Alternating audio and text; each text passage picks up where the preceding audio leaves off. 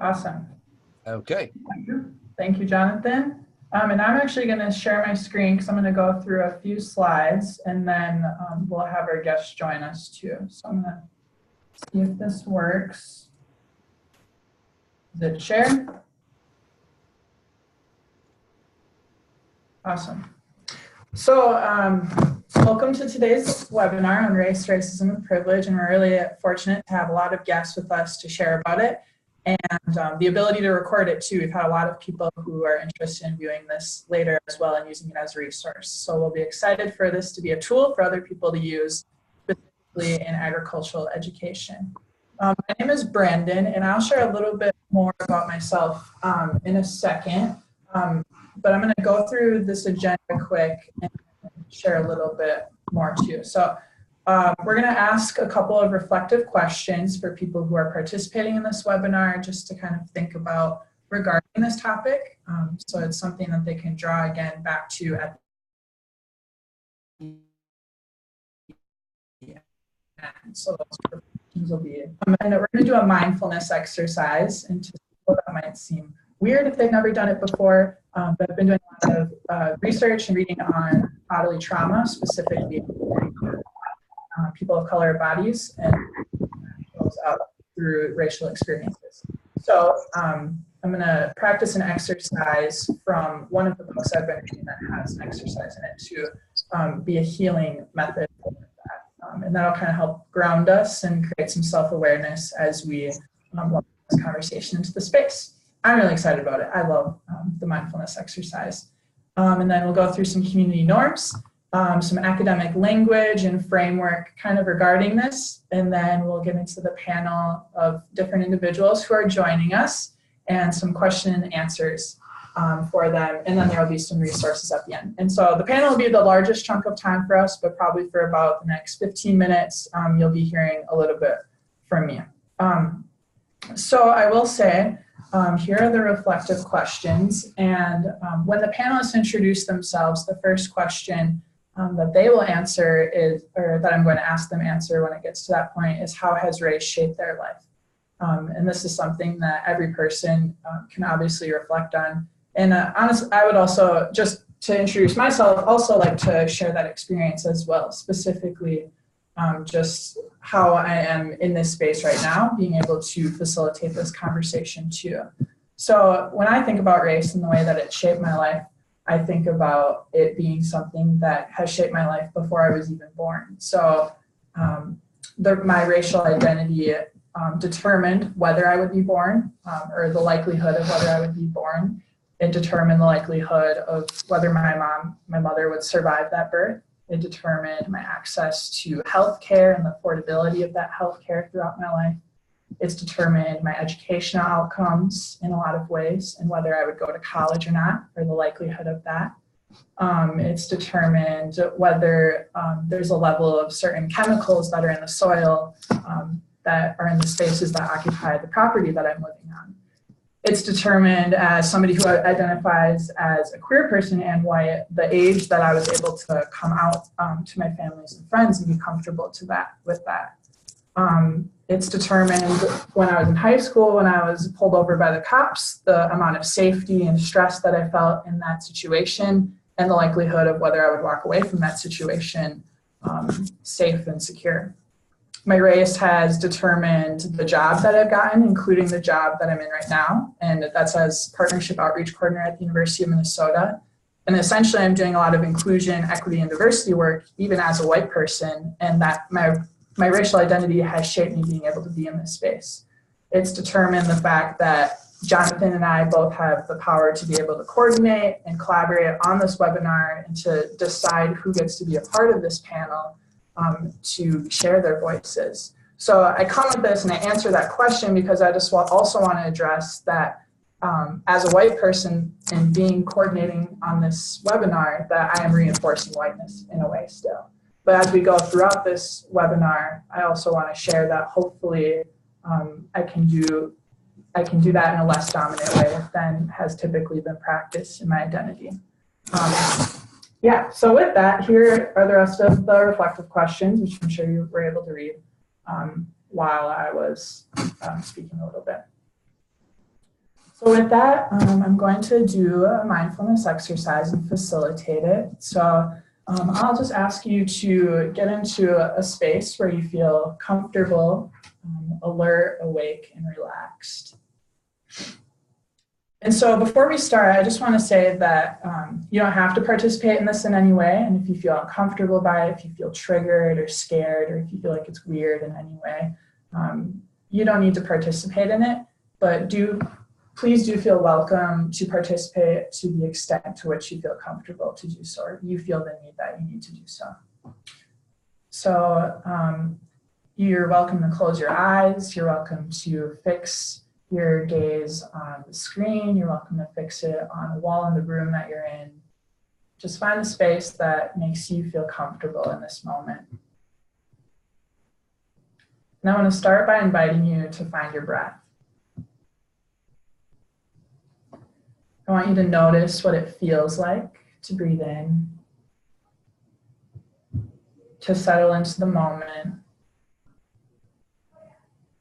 to feel yourself quiet in whatever space you're in, to feel the space you're in quiet. And see if you can track your breath for an entire cycle. Perhaps picking a point in your chest and staying with the sensation as you breathe in and out. You might try breathing in for a few beats and pausing for a moment. Feeling the tightness in your chest, perhaps the burning or the fullness of your lungs before you breathe out all the way. It may help to take a breath out that just lasts a little longer than you breathe in, which signals to your body it's okay to be safe.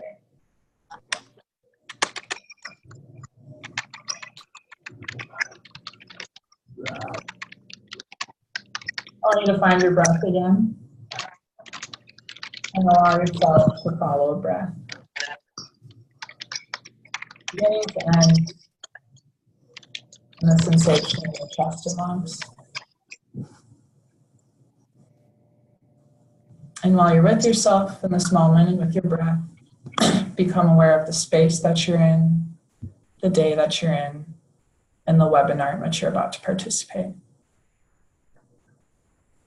And I'll call upwards to the count of 3, and when you're ready to do so, you're welcome to join again in the space. 1, 2, 3.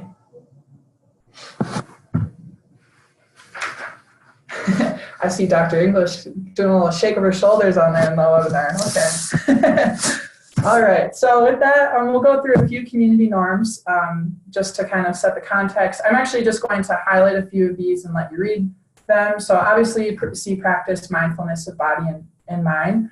And that'll be something that I'll actually talk about a little bit in the academic language with the trauma and the healing piece of it. But just be sure to practice that in this space. Use first draft language. So if you have a question that you'd like to share and you're not sure how to share it, you are more than welcome to share it in the words that you feel are coming to your mind in the best way possible. At the same time, we do want to assume that everybody has positive intentions when asking questions, but also we want to be sure to own the negative impact that the words we might share have as well. So obviously, I think that most people can assume that people have good intentions, but sometimes those things come across in a wrong way, so we're going to own that negative impact that can happen. And then the final one is an invitation and not an expectation of participation. And that's really an expectation for yourself, or a community norm for yourself to invite yourself into. So just like the mindfulness exercise, engage yourself to the extent that you feel comfortable to do so and that you need to do so for yourself. So with that, so a few definitions that we'll kind of be working off of. I have about 5 slides that I'll share before we get into the group of people that are joining us today. And we might have some other people joining us as well that have really great thoughts to share too, so we'll welcome that as well. Before we do that, just to share a little bit about the definitions that we're kind of working off of. And obviously I also want to share that this is based on my experiences, my context, the research that I've done, my own deconstruction and reconstruction of racial identity, and welcome any pushback, feedback that there might be based on that. So you can see that race, as we know it, is a social construct. It's not really scientific at all, but it divides people into specific groups based on physical appearance, ancestry, their cultural affiliation, and the such. So actually with race, there is some research that actually identifies that I, as a white person, might have a higher similar genetic makeup to a person of color in certain specific ethnic identities than I would to another white person. So genetically, there is really no scientific basis for what race actually is. And then as far as racism and how we're defining it, is essential. And actually there will be another slide on racism and the different types of racism that we might witness in our society. A lot of people will associate racism with meanness, that this is an explicit comment, and that can be a form of racism interpersonally, but racism at its core is the sense that the system is made to benefit a certain agent racial group to have more social power than other social groups relative to that, specifically racially. So we see white privilege, and that might be a term that some people have heard before, being the idea that people who have white skin or pass as having white skin have those certain advantages that will benefit them. And this isn't based on a merit idea or the idea of pulling yourself up by your bootstraps. I want to just be really clear that there's one quote that I saw that I think is a really great way of summing this up, that white privilege doesn't mean that your life hasn't been hard. It just means that the color of your skin isn't one of the things that hasn't made your life difficult, or isn't one of the things making your life harder.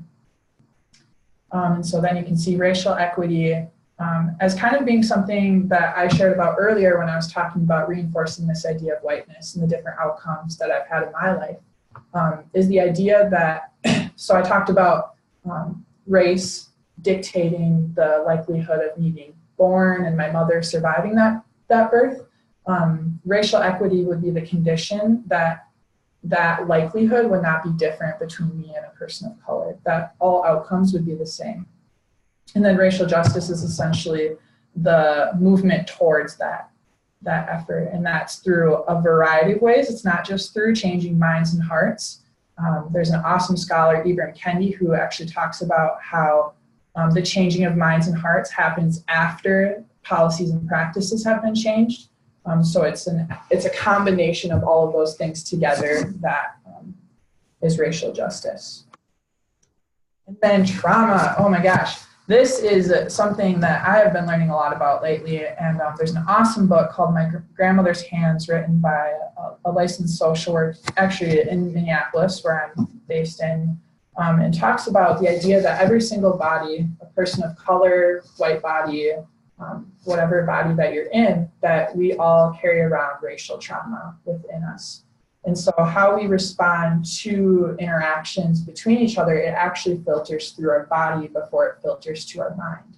So our body responds, and it goes through it, and then it goes to our lizard brain, which you might hear as like the fight, flight, or freeze responses, and then it goes to your cognitive brain, where you're able to make some more rationale around that. And your body responds to it in a way that is basically, am I going to survive this or not? It's a survival mechanism for you. And then generational trauma is the ability of that trauma to be passed down generation after generation. So there's actually one amazing scientific example of this specifically. There were researchers who took mice, laboratory mice, and they gave them small electric shocks in the scent of acetophenone. I don't know exactly how to pronounce it, but it's essentially a scent that's similar to cherries. And they found that after they took away the shocks, reintroduced the scents, they found the trauma, it would be triggered by the scent. And then they also found that the children and the grandchildren of those mice, that when they were introduced to that scent, without ever having been introduced to the shocks at the same time, that they would have a literal traumatic experience with it. So it proves this idea that genetically we are able to, and this hasn't been done in humans, but based on mice, that we are able to carry some of those traumatic experiences within us that our grandparents potentially had and ancestors before us have had. Which I think is a powerful idea when we talk especially about agriculture, and hopefully maybe some of our panelists will be able to get into that as well. So different types of racism. So I have 2 more slides, so bear with me a little bit longer. So there's internalized, interpersonal, institutional, and systemic racism. Internalized is racial bias that is really turned inward towards yourself, and a lot of times this is either internalized superiority among white people specifically or among the dominant group, or it's internalized inferiority among the non-dominant groups. Interpersonal racism would be kind of like that explicit joke that you might share with somebody, or something that is just it's communicated between 2 people and you're expressing racial bias among individuals. Institutional is a way that organizational policies affect non-dominant and dominant groups. So they can be seemingly implicit, but still have a bias that favors the dominant social group. And it is a lot of times something that's blindsided. And then the systemic racism or structural racism is typically known as the combination of all 3 of those, in a sense that it is continually reinforced through our internalized experiences, our interpersonal experiences, institutional policies, and practices. I also recognize that this is a lot of information that's being shared right now, and hopefully you'll be able to go back to it after it's recorded for those of you who are listening, and to be able to intake maybe some more of this information in a deeper way that resonates with you more.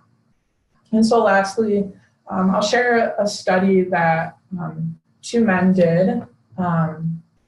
They did this study where they interviewed a bunch of white men on the subject of race, and I'm going to try and capture it to the best of my ability. But essentially they found that when men were in a state of open-mindedness, where they were open to the idea of their racial bias, that they went through 3 different stages of practicing solidarity with Black people. And this can be applied to people of color in general, obviously.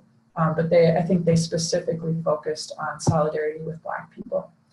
So the first stage was sympathy, and that was the stage where white people were able to pick and choose when they felt most comfortable experiencing the pain and oppression of people of color. So you might think about hearing a joke with if you're a white person, you might think about hearing a joke with your family at a holiday, and you pick and choose whether or not you're going to address it. You have the power and the ability to do that. But if you're maybe in the presence of a person of color, then you might be more likely to address it in that moment. Or you might not, because that person's there. But it's the ability to pick and choose. You're recognizing it, but it's the ability to pick and choose when you're practicing solidarity. Empathy is moving a little bit more into that, and where you are starting to take on some of that, and you're choosing to take on some of that pain and oppression that people of color are feeling. And autopathy is essentially the point in which empathy turns into the decision where you no longer have to make it in a lot of ways. Maybe you still are making in some ways, but it's turning into something that's very seamless, specifically for white people to choose to do that. But it's to the point where white people are willing to experience downward social mobility in order to practice solidarity with Black people or people of color, contextualized in general. So I guess with that, that's the last slide that I have. And with that study, I do want to leave kind of a question in addition to the reflective questions, is how do we practice solidarity with people of color? How do we dismantle those systems? How do we move towards autopathy in the way that we're practicing what we're doing? And that question is specifically, I would say, for white people.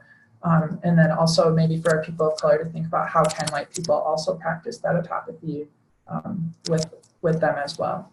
So with that, I hope that I'm gonna maybe stop sharing my screen here, or actually no, I'll leave this up here.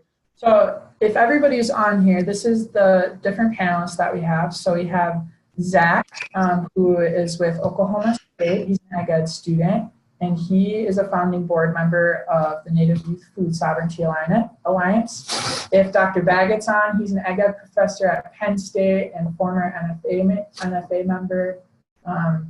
And then we have several North Carolina A&T folks on the call with us because they're great and had so many people that they wanted to bring into the conversation with us.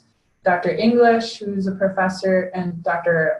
Alston as well, who's a professor there. And then we have 3 students from NCA&T as well. I think it's Belmari. I apologize if I didn't get the pronunciation right there. I also think it's Reagan, and then Deshaun Blanding as well. So I think what I'll do is I'll maybe call on a name to begin with and go through the 7 of us, allow you to introduce yourself for the panelists, and then also ask you to share how has race shaped your life. You can share it either how has it shaped your life or how has it shaped your life in agricultural education maybe as well, whichever way that you feel is most comfortable or you have the most powerful words to share to this conversation. So with that, Dr. English, can I ask you to go first to share with us? Sure. Okay, awesome. And I'll stop sharing my screen here. Okay. Well, I became involved in AgEd freshman year in high school. And it was my FFA teacher, my ag teacher, Mr. Morris Armstrong, that strongly encouraged me to consider a career in ag. And I'm from Eastern North Carolina, and at the time, my high school was what you would consider a 1A high school, but it was majority students of color, probably the same economic class, so we were all poor, but did not realize it. So we really didn't know race and color being in high school, and most of the chapters we competed against were the same demographics. It was only when I realized how different ag was when I went to my first state convention. And I think that was the shock of seeing all the Blue Jackets, but then seeing it was not a lot of people of color or females that looked like me. And I remember that was probably my first lesson was my ag teacher telling me you would have to get over your color and your gender if you say in ag. So that was probably some of the best advice Mr. Armstrong gave me, because he was very adamant about not letting the race or the gender determine our career choices. And most of us that stayed in that ag program, we all eventually majored in ag in some shape or form and very active in the profession today. I would say as I matriculated through high school, it's probably the same thing when we were in our local regions. Not a lot of issues, but when we went to the larger group doing state conventions or competitive events, we would have incidents where we were reminded that we were of color or that we were from poor counties. So as, I guess, high school students, that's a lot to unpack when you're a teacher trying to make sure that when your students are experiencing different acts of racism, that they don't respond in a negative way or they internalize it to think they're not good enough. So I really take my hats off and applaud Mr. Armstrong to this day, and I stay in touch with him because of those life lessons we learned. Through college, being at North Carolina A&T is similar to the same thing. It's a utopia.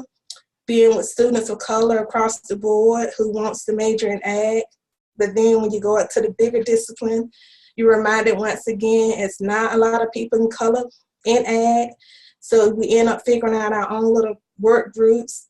You do meet friends along the way who accept you for who you are, and they become lifelong friends. And you meet people of like mindedness that you realize that color really doesn't matter.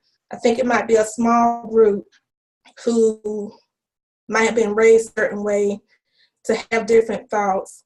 But even then, with conversation, you realize you're very different, and you're amazed with how many things that we do share.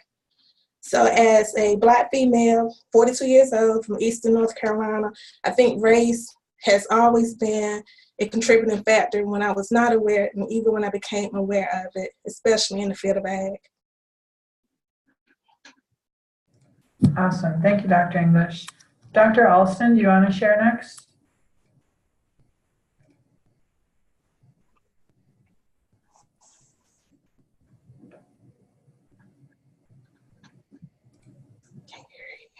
Yeah, I'm not sure we can hear you, Dr. Alston.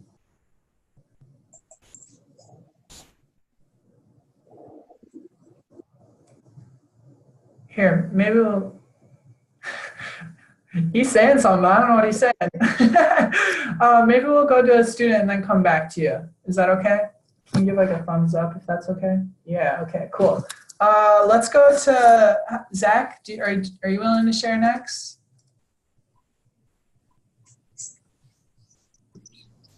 Can you hear me now? Yeah, awesome. So, you know, race has really shaped a lot about what I do and where I've been. I grew up in Northeast Oklahoma, so Oklahoma, as many people know, we are Indian territory. It was originally started out as Indian territory, and that's how I identify most is with my Native American culture. I grew up on a pretty large farming operation here that my grandfather had started, and my grandfather is actually full-blood Cherokee, and so that's a unique perspective to me. Is that I do come in with a lot of different cultures and perspectives and look at things a little bit different. Whenever I was growing up, I was president of our FFA chapter for 2 years and working through that, but I had a lot of doubts. My ag teacher would sometimes doubt some of the things that we did, just because of the fact I like to incorporate my culture. I grew up with my culture, learning things from my culture, practicing my culture. I remember one time I was giving a speech at our FFA chapter, and it was my final farewell address as president, and I started speaking Cherokee in my closing address. And I remember my ag teacher just looking at me, and he said, "And you're really going to be an ag teacher?" So race plays a lot in that, and how we perceive things. I'm at Oklahoma State University now, majoring in agricultural education, hopefully to become an ag teacher this time next year. So I'm very extensively looking forward to that. But it's something that I bring my culture and tradition into things. And like Dr. English was saying, we bring a unique culture to it. But you realize that even though we do have a lot of differences in the way we view a lot of things, we have a whole lot of similarities.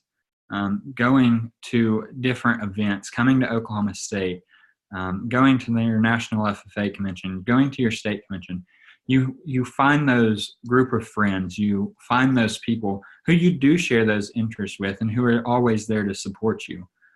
I know I have some friends around the country now who are always there supporting the agricultural education industry and how we promote things. Oklahoma can be a little bit different in how we handle things. We still view things very much the old white settler way in Oklahoma, and that's the way it's going to be. But some of that is all about perceiving your different cultures and traditions, and Oklahoma State does a great job at helping with that and promoting that as well. So,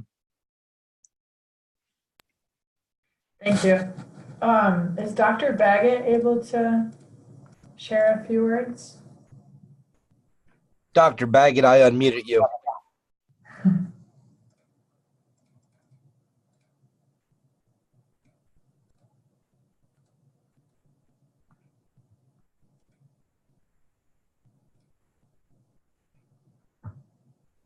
Need some nice music to go here.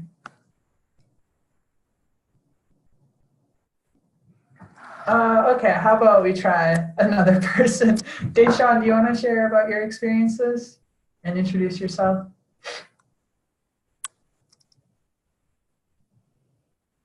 Can you hear me? Yeah. Okay. All right, hey everyone, I'm Deshaun Blanding. I'm a senior agribusiness student at North Carolina A&T. And similar to Dr. English, my ag experience really started, really my introduction to ag was hands-on was in high school. I grew up in a rural town in South Carolina, Manning, South Carolina. And my mom and both sides of my family, mom and dad's side, had agricultural experience. Looked differently on both sides. My dad's side, they actually owned a farm, a really pretty small farm in our town. But on my mom's side, it was more so the sharecropping side. So my grandmother, my mom worked on the farm. She always said it was back-breaking labor that she had to endure just to get enough money to buy school clothes. And so that was the experience that I had growing up, that ag was a place you should not be because it's going to be hard work, or you probably won't survive because you won't have a large enough operation. And so I didn't really have a good perception of agriculture coming into high school, but joining my ag science class my freshman year opened my eyes to a world I didn't really knew existed.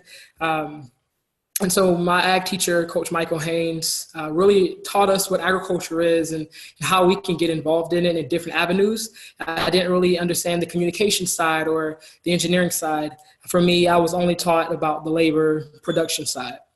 And so I began to really look into going to ag, change my mind from going to being a doctor to one day entering the ag industry. Wasn't sure where yet, but knew I wanted to pursue a career in the industry.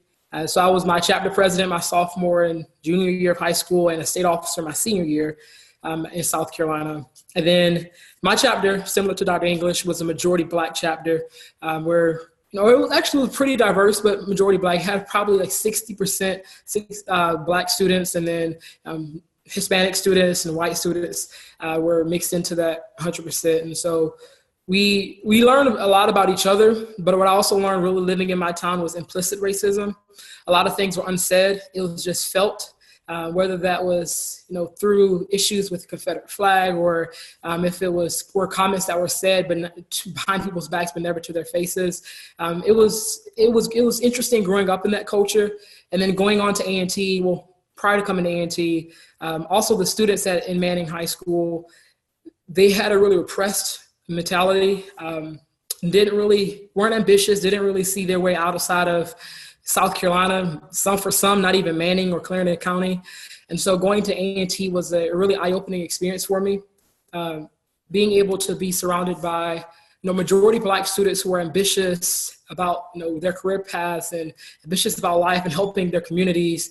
You had engineering students to ag business students to journalism and mass communication students who were all ambitious and wanted to seek more. And so it opened my eyes to a different perspective of my culture. And so that really was a different experience coming to A&T. And then 2 years ago, I had the opportunity and the pleasure to serve as a national officer for FFA, the Southern Region Vice President. And that was a culture shock for me, to say the least. Not really being truly immersed in white culture. I was learning a lot about other people and really learned a lot about myself and how I could be my authentic self in a place, in a space where I may not see people who look like me, because majority of the places I went, I was the only person of color. So really being the Black person was even less likely to happen. So traveling from Wisconsin to Wyoming to North Carolina, it looked different. And I learned about the different cultures inside of FFA, but I also learned a lot about my own culture, taking that opportunity to look at Black culture from the outside and seeing where we had areas to improve on. It was a really unique experience. And so today I really have the opportunity to continue to serve in another national role as a national manners officer, where I'm encouraging students to get involved with agriculture, minority students, and help them develop their skills and really help them realize you may be the only person in the room who looks like you, but you have to learn how to be your authentic self in that room. And so that's really what one of my passions is, helping people be themselves.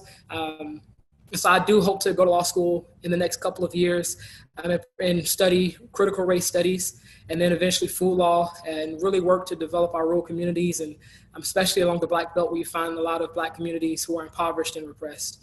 So a little bit about me. Thanks, Deshaun. I think Reagan and Belmari are together. Is that right? Do they want to share next?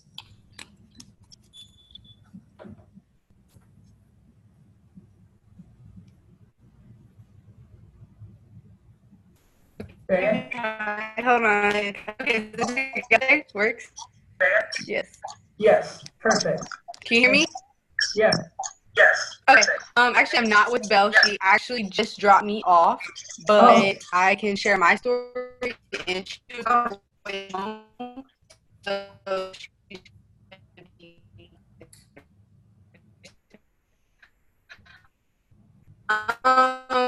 let's see.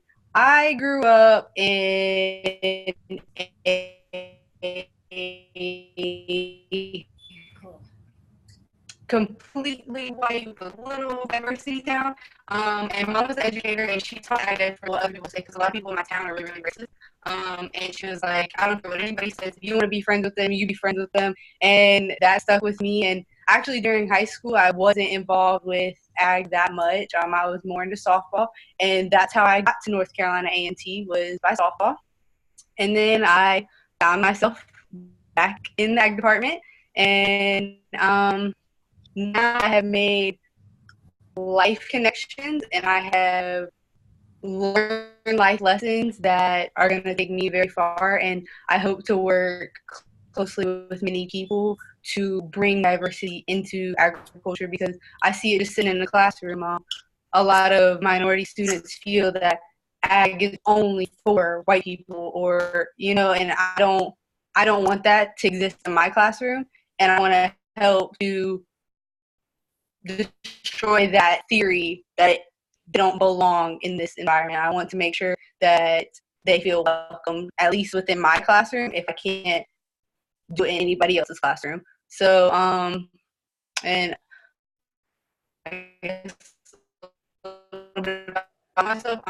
I'm from Morehead City, North Carolina, which is the beach of North Carolina. I'm a junior agricultural education major, and yeah, that's me. So. Awesome. Thank you. Is Bella going to be joining later? Do you know?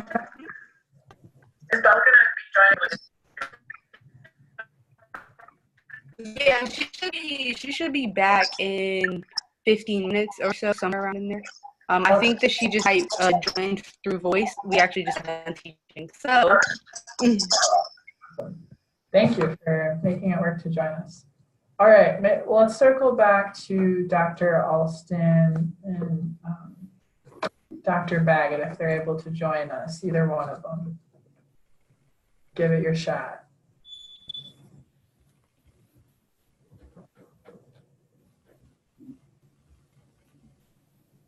Okay. So maybe with that, we can just leave it open to some questions from those of us who are participating in this call. And you can feel free to share any in the chat box. Or others, if other panelists wanted to respond to something somebody else said, you're more than welcome to do that as well.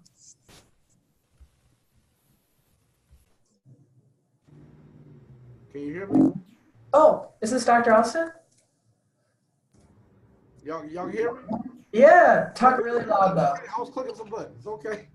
All right. Anyway, I'd like to say good afternoon, everyone.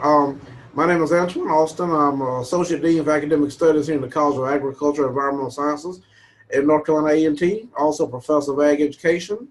My background, some of the Dr. English, believe it or not, we grew up about 5 minutes from each other, but didn't know each other until we got to A&T.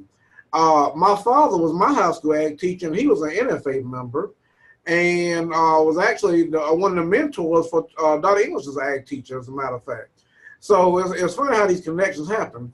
What's interesting, my experience in high school ag was different from Dr. English's. My high school was what we call a 4A high school, which is the largest designation for a high school in the state of North Carolina. We had about 2,000 students at our high school. In our ag program, we had in our FFA, about 200 students. And it was probably 60% white, 30% black, the other mixture of Hispanic, Latino, Asian, what have you. So I had a very diverse background, but for me, what was interesting was I grew up in a rural black community, but during the day, I was always the only person of color, and particularly male, in any of my classes. So racism was something I always had to deal with, and the interesting piece, not only did I have racism from other races, but also within my own race, because you have people who might have been jealous of your achievements or what have you. So I caught it both ways. But I was always the type of person, I knew how to float in both worlds, because I'll tell you the interesting thing about me. I hunt, I fish, I love NASCAR racing. people have never been able to figure me out. They don't know if I'm a good old boy, my brother. They don't know what to figure out. I fit multiple roles, if that makes sense. But coming to A&T was different for me because for the first time in my life, even though A&T is my father's alma mater and my mother is also a HBCU graduate, Winston State, this was the first time in my life that I was around other people that looked like me, that had my ability or better, and it was refreshing, So I love A&T. Outside of God family friends, I love nothing more than this institution. But outside of this, I will tell you, I was 24 years old when I finished my PhD at Iowa State. And as you can imagine, throughout my career, I have caught a lot of pushback. I've had people look at me to this day and say, why are you here? They look at me, why are you here? Or they are intimidated when you say something. I often use the example that I serve on the North Carolina FFA Board of Directors. And I've had many times I've made a point about something and people look at me like, okay, well, that's nice. 5 minutes later, somebody else makes the same point. Oh, that's a great idea. Well, I just said that, but because it came from me, it doesn't have credibility. And I had an FFA officer, state officer, treat me that way one year, and I had to call them out privately. I said, I did teach your ag teacher and two of your other teachers, so whatever they know, I taught them. So I don't know how you have your nose turned up at me, But my point is that as an African-American male in ag, I understand racism, Lord knows I do. But I have learned how to push back on it. I think sometimes people view me as the Malcolm X of ag because I don't take a lot of stuff. Now I'm not a very well, I can be boisterous, but I'm the type of person. I'm gonna smile, but don't let the smile fool you. I will set you straight. But I believe in doing it in a scholarly and professional manner. But when I do it, you're gonna remember it, and you're gonna remember it for a long time. But anyway, that's my experience, and I will tell you, Eastern North Carolina, where Dr. English and I are from, that is a very, quote, stereotypical southern area of the United States. And that's what I'll let you figure out what stereotypical is and traditional. But thank you very much. Thank you, Dr. Alston. And I think Dr. Baggett joined John, so we'll let him share a few words as well and introduce himself. Yeah, I'm here. Can you hear me okay? Yeah, welcome. Yeah, I had to walk next door to get on Jonathan's computer here.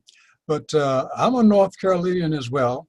And so I know Antoine and Chastity and probably a couple other folks as well. I grew up probably in NFA with Antoine's father's era. As you can see, I've got the gray hair. And so my experiences was a segregated New Farmers of America. And when the Civil Rights Act was passed in 1965, that's the same year I was graduating. So I don't have those, and I don't have those kinds of experiences that would be considered prejudice or whatever, because it was all black schools or African American schools. And so I didn't experience many of the things that you're discussing until I got to Penn State University. And that was basically through other students. I remember, must have been about 8 years ago, we had some students in my class who were originally from Walter Biddle Saul High School. And they said they had attended the FFA, National FFA Convention, and they were upset. And this was a communication class. So I was asking, well, what was the problem? They said, well, some students called us jungle bunnies. Well, I didn't know what jungle bunnies were. So I had to look it up. And jungle bunnies is a derogatory statement that refers to African Americans or people of color for the major part. And it's not very nice. And so some of the things I've experienced is basically after high school.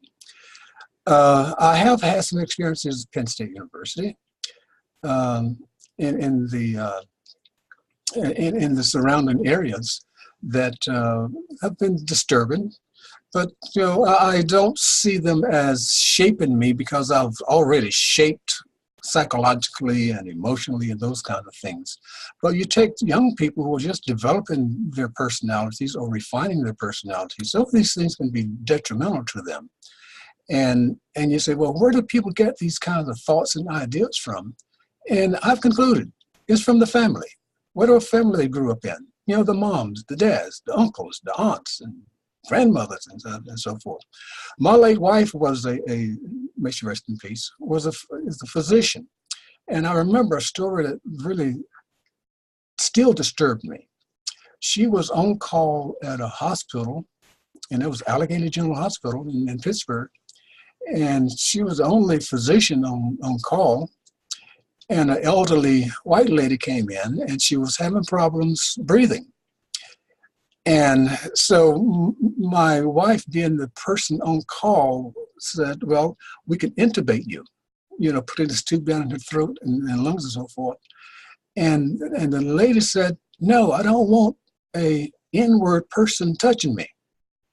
And there was nobody else there to do it. I mean, it's not something that a nurse is allowed to do. And the lady ended up dying for whatever reason, maybe partially because of the breathing problem. But the point I'm trying to make here is some of the things we experiences, or people of color our experiences, are ingrained in the people that raise them. And so we must change that group of people or wait until they all die off. And I would prefer that we change people, because people are very valuable.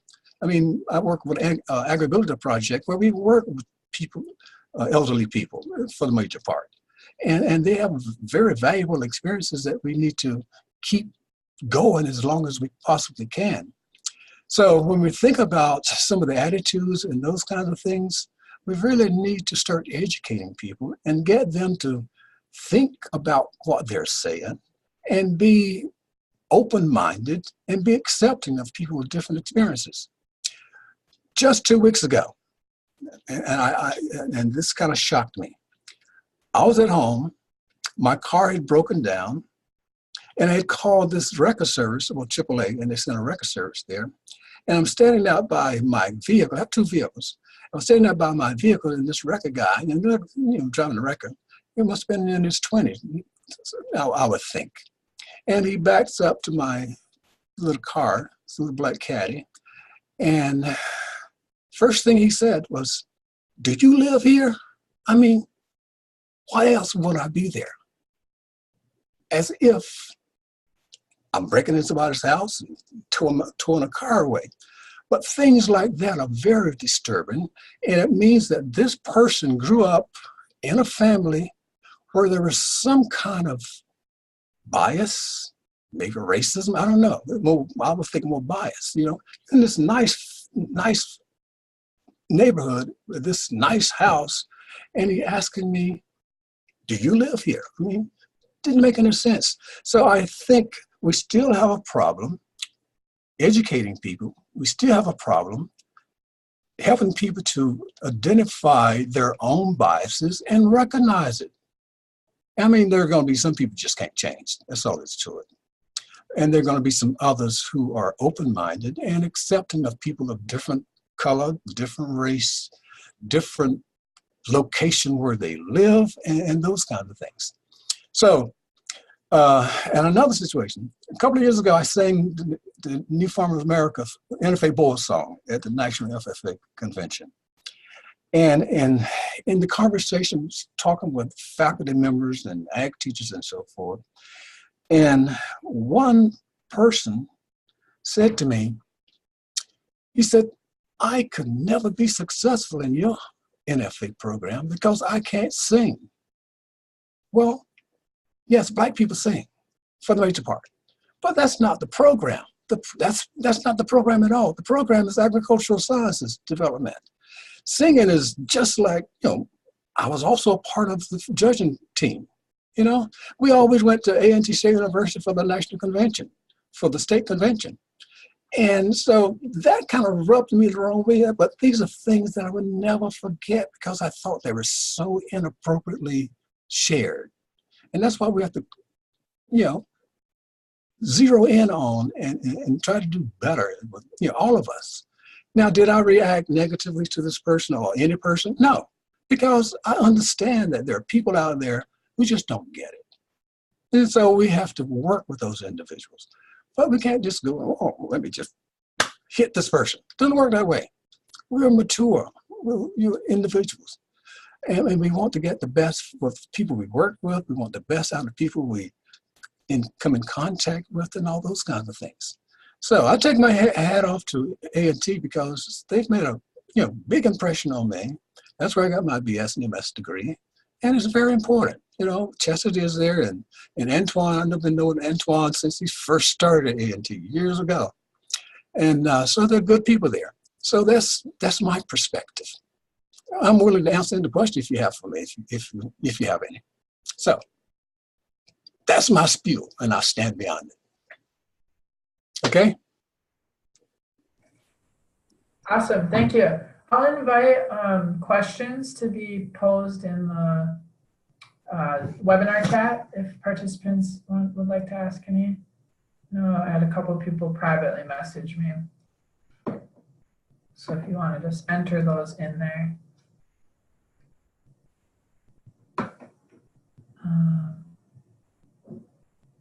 So Michael Cahill says, what is the role of ag educators in contesting structural racism and problematizing social relations in a capitalist society? That's a dense question. Does anybody want to respond to that? Well, can you hear me? Yeah, absolutely. Well, the role of agriculture education serves as a mentor and a model for their students. You must model practice in the classroom. Students will only follow what they see in front of them. So I believe your job is not only to mentor, but to guide. And part of that guidance is letting people know how society works, how they can navigate, like Dr. Baggett said, how they can be professional, how you have to work through and around people. I believe it. As a professional, I have to work with and around people every day. Because some people you have to go around and then, you just have to learn how to deal with these things. You have to have a thick skin. And I tell people that you really have to learn how in this society with systematic, institutionalized racism and other isms, if you will, you really have to learn how to not internalize it all, even though it can make you mad. I mean, it's all right to be mad. You just have to have a way to release that anger. But I think the role of ag educators is to let folks know that the world out here is for everyone. It's just not for one group of people, one region. It's for everyone, and we have to get along with everybody. And I think, as an ag educator, you have to model practice. That's something we always say as educators. You must model what you want your students to do. And it's just like Dr. Baggett was talking about parents. Children learn from their parents. Well, students learn from the teacher. So it's the same mindset. Anyway, that's my 2 cents.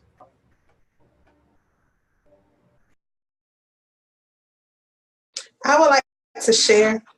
My first teaching job was in Warren County, North Carolina, and I had almost every demographic you can think of, from Native American to Latino students to blacks, whites, but they all were poor. Warren County is probably one of the poorest counties in North Carolina. And the things I heard as a first-year teacher, I think probably like day 4, I was ready to quit and go home. I had to keep telling the kids the same thing every day on top of their isms. I mean, and this was middle school. Could not imagine some of the things I would hear or the artwork I would find or the things they would say in front of me. And I'm sitting here trying to teach biotechnology and realizing very quickly I have to deal with race relations, poverty, and everything else. So I quickly realized as a teacher, for my peace of mind, I had to create a safe place for whoever came into that classroom, and had to quickly let them know when they would say N-words or the things, when they would say certain things, you do not have permission to say those things in this classroom. You do not have permission to bully another student in this classroom. You do not have permission to shame me or try to belittle me because of how parents may feel about me in this classroom. And it took consistently probably at least 6 to 8 weeks, because with students, repetition does count. And if you say the expectations and rules are this, then we have to consistently follow through. So you cannot allow them one time to get away with it, or they think, okay, the rule is now shifted. So probably about 6 to 8 weeks of consistently reinforcing this is a safe place and this is how we talk to each other, this is how we treat each other, and regardless of how we feel, this is a safe place to share our ideas and get through the content. But at the end of the day, they all realized I had a love for them and I wanted all of them protected. And that's where the family and the synergy began to bond in that classroom. They realized it didn't matter the color or what side of the tracks they were from or who the parents were. If they needed a hug, they got a hug. If they needed a pat on the back, they got the pat on the back. They needed extra time to explain this content, and that's what it took. And I realized probably about 6 months into the job, I didn't have to reinforce the rules because I would hear them reinforcing the rules. Or we don't say the N word in this classroom, or we don't get to call this and that. So the students end up being the leaders, and they were hard on each other, and I ever would be, because once the expectations are there, they will want to kick each other out. Put them out, Miss Warren. No, let's give them a second chance. Everyone gets a second chance. So I would say on that, it has to be some kind of common shared ground for students to realize they're all in the fight together. And what helped me for them to realize, regardless of the color or where they were coming from, if the parents were immigrants or whatever, they were all poor. And that in North Carolina, they were all in the same poorest county.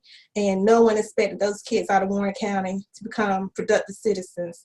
And when they realized they had more in common than not, they worked very well, very well. And some of those kids I'm still in contact with, and that was 2001, because they'll reach out and want me to know that day you gave me a hug, I had been beat the night before. So it's things like that that I remember. So I would say, as an ag educator, you would treat those kids like you want someone to treat your child. So be consistent and fair. But even with your own kids, you're very demanding because we know what they're going to deal with. So don't make it easy for them, but don't make it hard either just because they're different. I believe Natasha had a comment or question. Yeah, so thank you guys so much for all of this. And Deshaun, when you came to Wisconsin, I remember like rushing up to you and thinking you were cool and glad you came. So, but yeah, so I'm in Wisconsin, fondly known as the Great White North, and we always make headlines every year for being the most racially unequal state in the union, and you know, something great to be proud of. And so, you know, in my experience, I struggle with when I have students of color in my classrooms and talking about agriculture, helping them see a place for them for themselves in agriculture, because there is not a history of people of color participating in agriculture in the North, and there is not. And we don't talk about much of the Southern history at all. We like up here we pretend you guys don't exist. Sorry, and so it's just the way we were raised, and so there's very little understanding or knowledge of how of that kind of thing and the contributions. And obviously, I try and weave it all in as best I can. But how can I be mindful of possibly some of the generational trauma that some of my students may not even know they have regarding agriculture, and encouraging students of color to see a place for themselves in agriculture when there really are very few role models of that in our communities, I mean, for hundreds of miles. Thank you. Would anybody like to comment on Natasha's point or question there?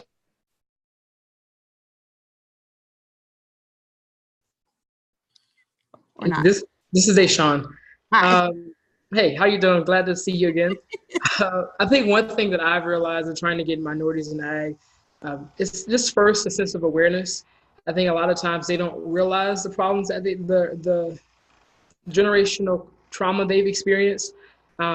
And so first is just educating them on the history. And so it's interesting to say, like a lot of the history of the South isn't taught in Wisconsin. In my opinion, the true history of the South isn't taught in the South as well. And so just being a Black student and growing up in a majority Black school, a lot of the history we were taught wasn't from our perspective. And so we couldn't really relate to it or understand it, because when you're taught slavery isn't necessarily bad, that it's more of an economical thing. Like that's where you can't really connect. And so first we must start educating our students. On the bad sides of it, I think we try to stray away from the negatives of race in America or history of America and the things we aren't proud of. We don't like to talk about. And so we must first start addressing those and talking about the true history of agriculture in America and race in America. And first it takes, of course, you being aware yourself of what that history is, and then relaying that message to people, and then helping them connect the dots. So this is why you don't like ag today, because you see it as, you look at history and you see ag connected to the slave labor your parents or great grandparents endured, or your ancestors endured. So being able to help them connect those dots, I realized through just education and history, and also making it relevant to today. So you making them understand. I think Dr. English and I, we heard this at an event we went to recently. The lady asked, how many people are involved in agriculture? And someone mentioned 1%. If she said no, 100%, because everyone eats, right? And so we must make sure that they understand you're impacted by agriculture. So why not explore it and understand it more instead of keeping your misconceptions of it? So education and just making them aware from my perspective. Thank you. Natasha, I would like to add, in the field, don't take too much on, because that's a lot of history that even now we cannot sort through. So I would really encourage you, that's not your burden to carry. But the students that do come in that classroom, show them compassion, build relationships with them, because I've had some great mentors over my time. And Natasha, they don't look like me. They're not the same gender. And we never even had the race conversations because it was about the person. Dr. John Hillison at Virginia Tech, he's retired now, but Lord knows that man would take me in that Mustang. We'll hit those curves going out to see student teachers. And we talked about everything under the sun. And we never had to put it in the context of Dr. Hillison was a white male and Chastity is a Black female. He was mentoring me to be a teacher educator. He was mentoring me to show me how to treat my teachers in the field, and also how to build contacts and networks for those students. So when you have a spirit of acceptance and an open mind, Tasha, I really don't think color comes into play or gender. At the end of the day, we all want someone we can connect with. And when you're in that role as the teacher, they really look to you as that leader. So when you protect them and you treat them like you would anyone else, they trust you. It's when we are in the classroom and we hear our teachers, we know they heard things that should not be said, and the teacher does not address it, or the teacher does not correct the student one-on-one. Because one of my things in the classroom, I never embarrass my students, because to take it there, you're going to create another whole issue. So it was something I would address privately and try to help the student understand how would you feel.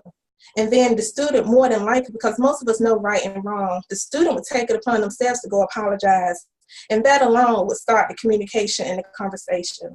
So please don't think that's your burden. Treat them kids like you would treat your own, and you'll be just fine. Thank you.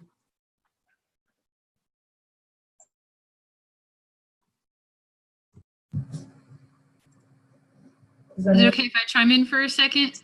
Yes, perfect. Hi, I know some of you on here, but those of you who don't know me, I'm Sarah LaRose. I'm a first-year teacher educator at Purdue University, and I taught high school agriculture in Connecticut prior to that.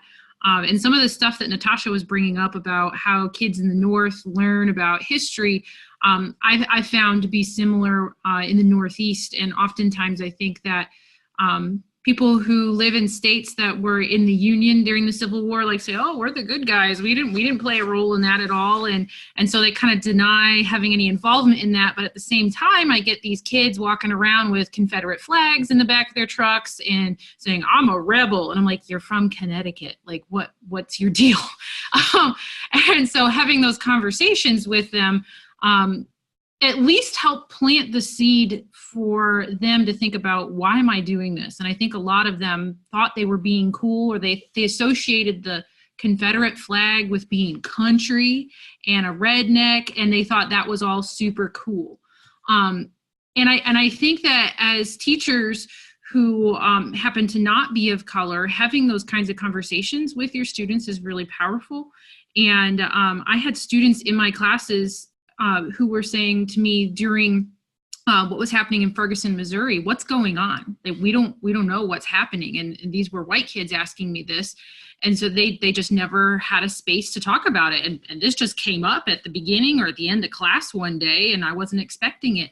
So I think that, like what everybody's been saying about modeling for your students, what it can look like is really important, but also being able to connect them to some resources to help them work through that too. One more point about the history. I had students in my classes, we would end up talking about history of animals. So in our animal science classes, talking about why we have different breeds of animals in our country. And so I talked about, well, why are they all from France and England and Scotland? Why do we have all these animals from there? And so we talk about the history of how those animals got here. And then the kids look at me and they're like, I just learned more in 5 minutes about history than I did in my history classes. And I'm like, I love history. And sometimes when kids hear it in a different context, it starts to become a little bit more real for them, rather than saying, oh, I have to memorize these dates for this test in my history class. Ugh. But when they heard it in the context of agriculture, it suddenly became much more meaningful for them. So I don't think you necessarily should stray away from those conversations, but like Dr. English was saying, don't feel as though you need to take on the full burden of doing all the education. It might be a cool opportunity for you to partner with your history department and talk about how you could talk about the history of agriculture with your students, and maybe you're engaging with another set of students you wouldn't have had before.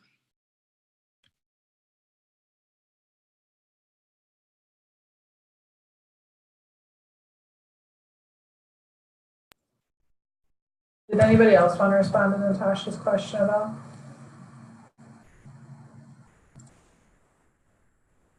I just want to say thank you for all of the comments. I have to go to a union meeting to actually talk about racism in my school right now. So, because my administration refuses to admit that it exists. So, I'll see y'all later. Thank you. Thanks, Natasha. Are there any other questions that people want to hold space for, or other panelists want to respond to? Oh, Belmari, wait, okay, pause on that. If you have any questions, put them in the chat box, but I see Belmari in here. So if you want to unmute yourself and share an introduction, and we had all the other panelists share how race has shaped them. So if you're willing to share that, share to the extent that you feel you need to do so. Hey everyone, so I'm Belmari Pagangalarza. I'm originally from Puerto Rico, but I grew up in North Carolina. I actually didn't get introduced to agricultural education until I was in my sophomore year of college by Dr. English. And I tell everyone she completely changed my life. I've never looked back. So I grew up going to Puerto Rico every summer and visiting my grandparents, and my grandpa had a farm. So prior to college, the only agricultural experience I had really had was on his farm. I didn't even know that they taught this in school because my high school did not have an ag program. But since switching my major to agricultural education, I feel like I have had some experiences where people look at me and they're like, oh, I didn't know Hispanic people were interested in ag education. And I say, well, yeah, it's for everybody, you know? Even this past year, I went to National Convention, and it was really nice seeing people light up when they saw me and they asked me where I was from, and I would say Puerto Rico, and they'd say, oh, well, my family's from Puerto Rico, you know, like to make that connection with my students as well of being able to relate to them and where they're from, because it seems to me right now I'm in Southeast Guilford High School, and last semester I was at Southern Guilford High School, and the difference is where in Southeast I might have 2 Hispanic students in a classroom, and at Southern half the class was Hispanic. So at Southeast, it's really rare for them to see someone that looks like them in the classroom, let alone teaching the class. So I've had great experiences being able to be that person for someone, because I know for me, even though I didn't have agriculture growing up, I still didn't get to see any teachers that looked like me in any subject. So I'm really glad to be that, Hispanic face in agriculture for my students. Thank you. Awesome. So it looks like we have a question in the chat box from Amanda that says, how do you fight the isms when they're being taught at home? Like when you say XYZ is not allowed in your classroom, but they respond, this is what my parents, grandparents taught me. How do you tell your students that their family is wrong? So I'll take a crack at that if you don't mind. Absolutely. So it's not necessarily that, and of course, you don't want to tell the family that they're wrong, but sometimes it's just promoting that culture and that feel and the shared unity of it. So I actually work for a company called the Intertribal Agricultural Council currently. I actually work as their youth program specialist, getting Native American youth involved in agriculture. And I'm about to do my student teaching from Oklahoma State University. But I've been in my preclinical teaching right now, and this is one thing that actually came up in my classroom. So I was in a small town, very rural Oklahoma, from pre-K to 12th grade. They have 65 students in the entire school. So I actually had a student, because my lesson was over foodborne illness and food safety, and I actually had one of the students there say, hey, you can't be teaching us about this. You're not our ag teacher, you're Native. What do you know about food safety? So and the way in which I handled that situation was just by talking about my culture and my traditions in it. So being Native, I learned a lot about food safety different from what most people learned about food safety. So implementing culture and traditions of the other students within the classroom, making it a safe environment, being able to talk about those different cultures that everyone has, the different traditions that everyone have, and just being able to create that sense of care for everyone. So just promoting, saying, hey, it's not wrong. It's something that everyone has. We all believe different things, but it's not something that works hard. Create something that I had my AgEd advisor tell me here at Oklahoma State, Dr. Terry. He looked at me because I went back to him with this problem, and he said, Zach, create that classroom, the classroom of your own. Make it your own. It doesn't matter what their family thinks. It doesn't matter what they think of you, because in that classroom, you are their role model. You are their mentor, and no matter what, they're still going to look up to you. So create the classroom your own and teach different cultures, make it a safe place for the students.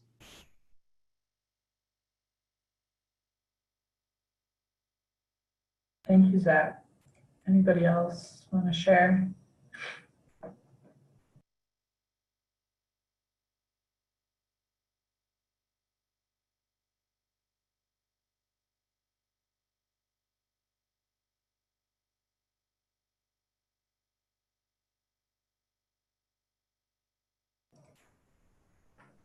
I'm playing like the teacher 7-second rule, because that's what, an AgEd webinar person should do, right? Okay, are there any other questions in general, or maybe in the last 5 or 10 minutes, some closing thoughts that others would like to share?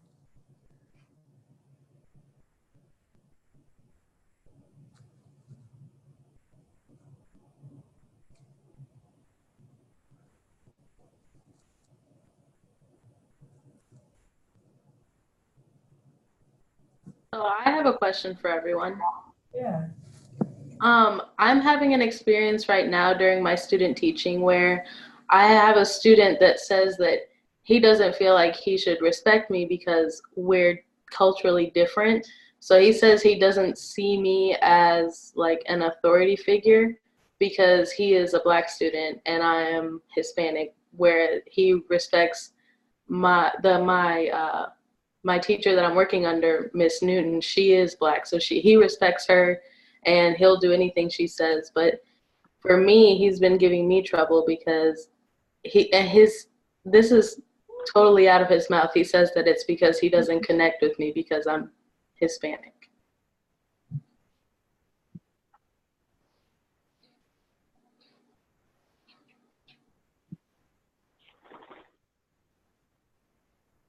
Bill, what did the teacher say in the classroom when you shared this with her?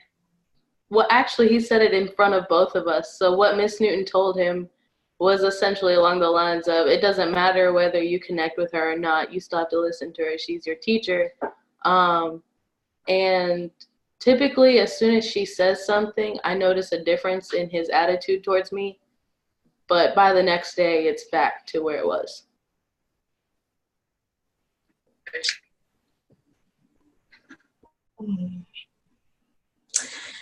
That's a good question, Bill. I have so many questions. Is this a top performing student, low performing? He can be high performing when he wants to be. Let's put it that way. So he's the type of student where he just sits in the side of the classroom and he talks as much as he wants and he brushes his hair throughout the entire class. But then yesterday he cranked out a paper on the importance of stopping deforestation, and it was a fantastic paper.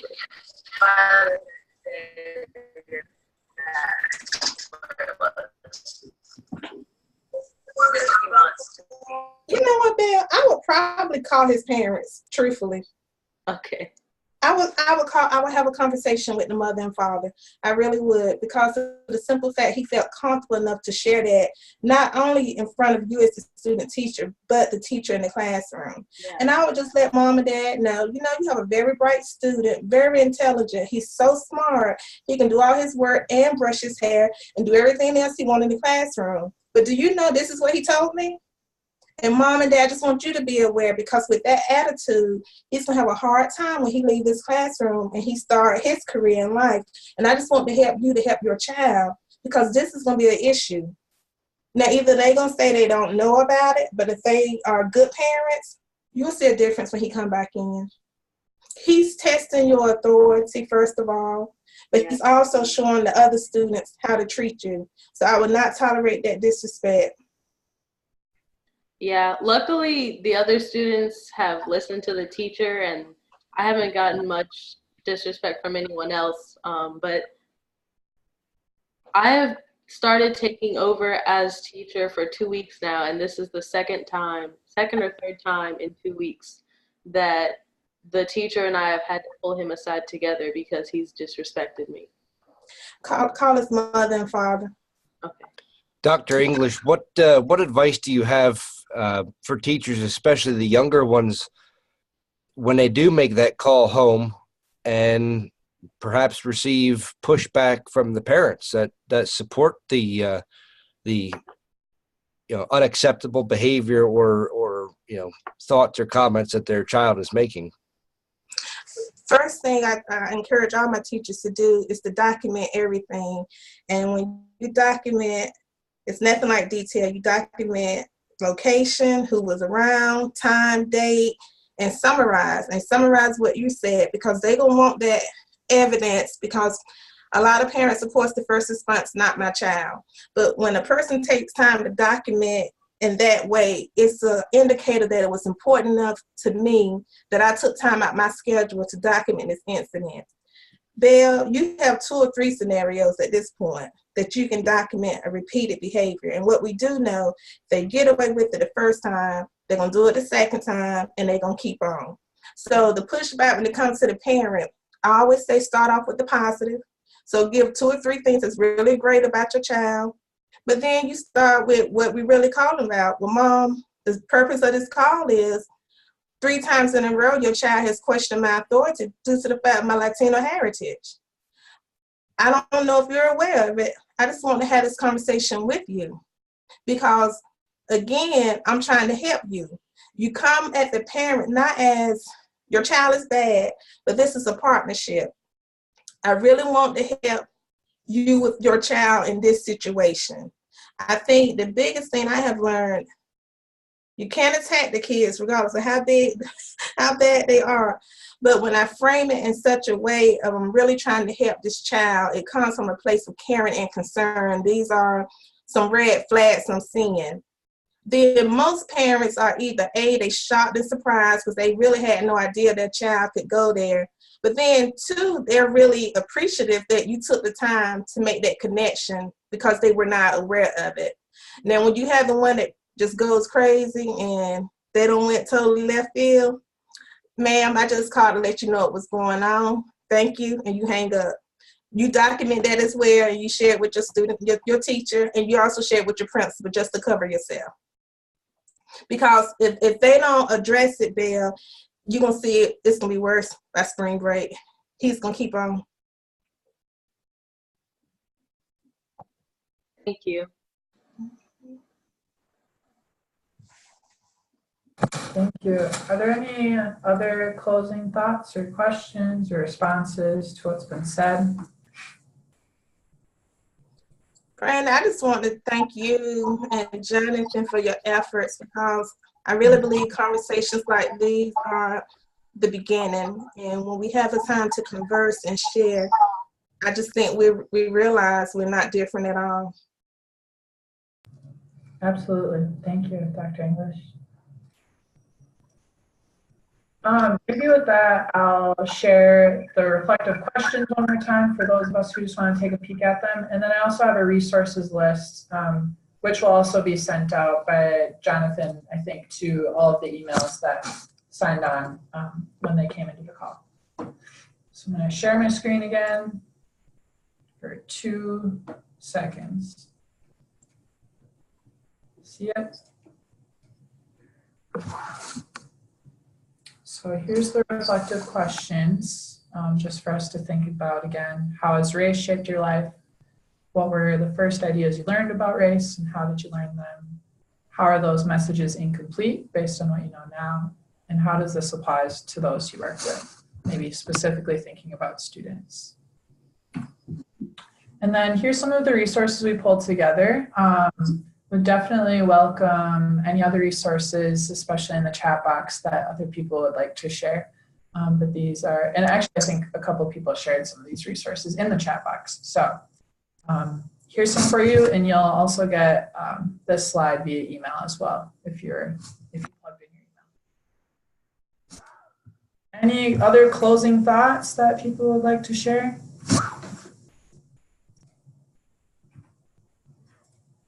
Cool. Well, with that, I'll just say thank you very much for everybody who participated. And honestly, thank you, because this is going to be a great resource that others will use too. So those of you who participated as panelists, thank you very much. And those of you who participated by interacting with our panelists, thank you very much as well, because that insight, those questions will be circled back to you again in the future with recordings. So thank you very much for being a part of our webinar. And we do have I think our next one is March 13th, and that one is on gender equity. So if you are interested in joining us during that, for that conversation, we would certainly welcome you during that time as well.